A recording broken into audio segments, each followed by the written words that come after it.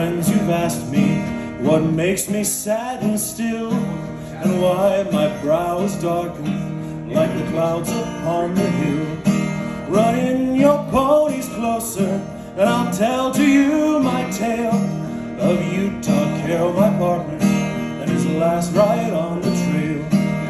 We rode the range together and rode it side by side. I loved him like a brother, and I wept when Utah died. We were rounding up one morning when work was almost done. Ran on beside the cattle, started on a frightened run. Underneath the saddle that the boss's daughter rode, Utah that very morning had placed a bright red robe. So the saddle might ride easy for Lenore, his little friend, and it was this red blanket that brought him to his end.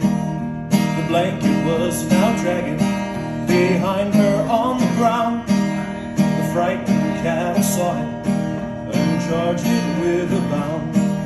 Lenore then saw her danger and turned her pony's face, and leaning in the saddle, tied the blanket to his place.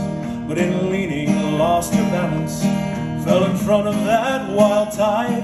Lay still, Lenore, I'm coming, were the words that Utah cried. His faithful pony saw her and reached her with a bound. I thought he'd been successful and raised her from the ground, but the weight upon his saddle had not been felt before. His backstay snapped like thunder, and he fell by Lenore.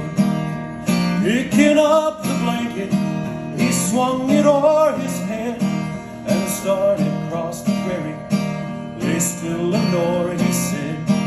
When he got the stand, he turned and saved Lenore, his friend, then turned to face the cattle and meet his fatal end. His 6-gun flashed like lightning, the report